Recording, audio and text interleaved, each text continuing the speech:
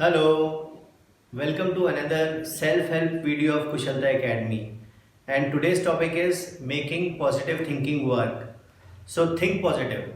How many times have you received this advice from a well-meaning friend or a colleague when facing a challenging situation?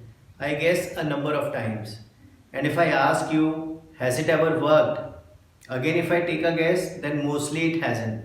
So why does something which sounds so simple is so difficult to work, and how can it be made to work? So to learn that, first we have to understand why positive thinking doesn't work. So let's do a thought experiment. Let's assume that if for the next 1 minute I ask you to just close your eyes and not to think about a monkey, then what will happen? Yes, you'll only end up thinking about the monkey. Now let's do another thought experiment. And here, if I ask you to close your eyes and for the next 1 minute think about a relaxing moment.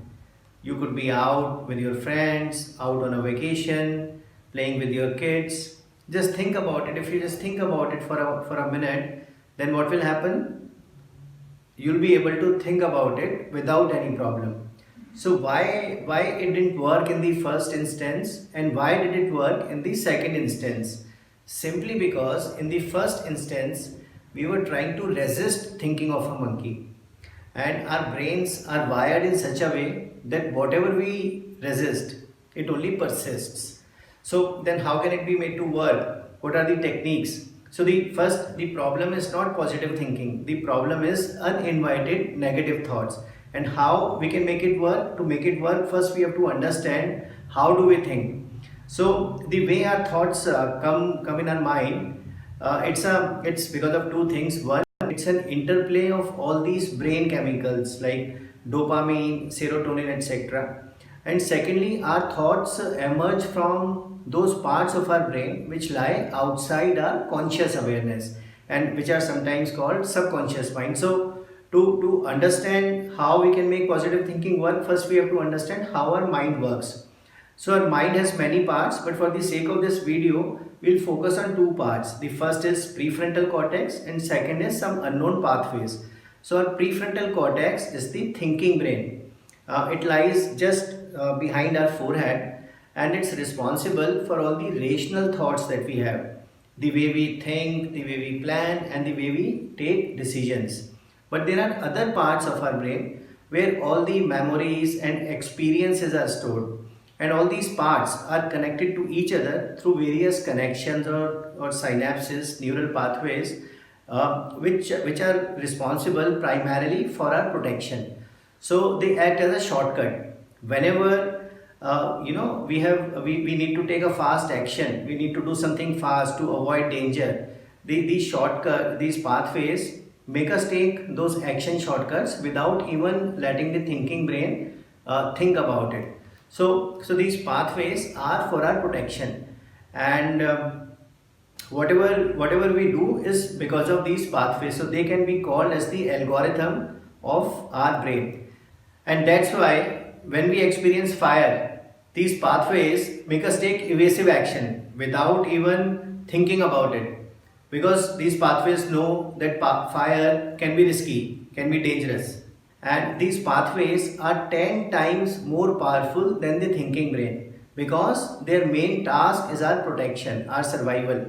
And whatever we sense or experience repeatedly or powerfully, it becomes a synapse or an algorithm. So, in case somebody has been told repeatedly, you are not good, you are not good, you can't do it, you are not good, then it will create a synapse in his mind, and that synapse will be the algorithm which that person will continuously follow all his life. So our thoughts, they arise from the hidden brain parts that we have, and they are powerful enough to override the thinking brain. And in a day we get 60,000 thoughts, so these thoughts reflect the belief or the algorithm. So a person whose algorithm is I'm not good, I can't do it, I've never been able to do it, he'll have similar thoughts whenever he finds himself in a challenging situation or a stressful moment. Because the basic programming is about the person not being good, so that are the thoughts that will be that will arise. So that is why positive thinking doesn't work, because negative thoughts, they keep on coming to our mind, and trying to stop negative thoughts is as difficult as guarding a door in which 60,000 intruders cross every day, and who are more powerful than the guard. So how difficult is that?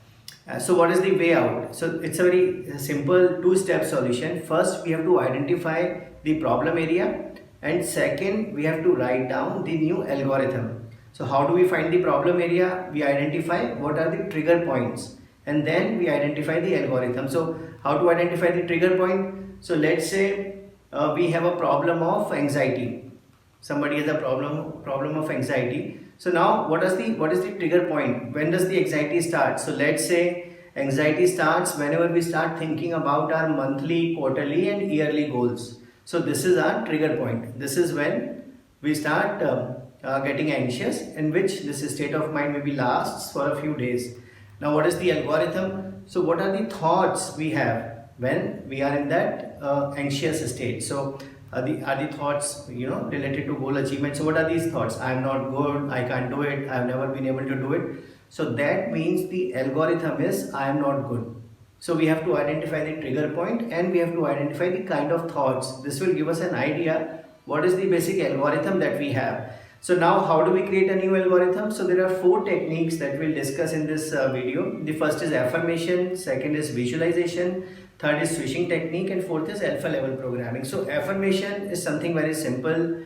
We had earlier discussed that whatever we do repeatedly, it creates a synapse in the brain. So just repeating a simple statement creates a new synapse. So a simple statement like a person who's honest, who works very hard, who plans his or her work, always achieves his or her goals. I am very hardworking, I always plan my work, and I always achieve my goals. So just a simple statement, when we repeat it again and again in our mind, it will create a new synapse. Second is visualization. So we sit down quietly in some place and we start visualizing working hard. We are working hard as per the plan, and we are able to achieve our goals.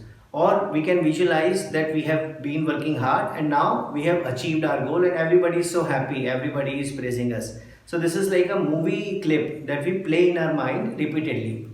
Third technique is switching technique. So here what we do is we replace the negative emotions attached with the act of working hard whenever we are trying to achieve our goal. So we replace those negative emotions with positive emotions. So what we do is we again sit down quietly, relax a bit, and then we think about working hard, the moment which act which causes us stress or anxiety.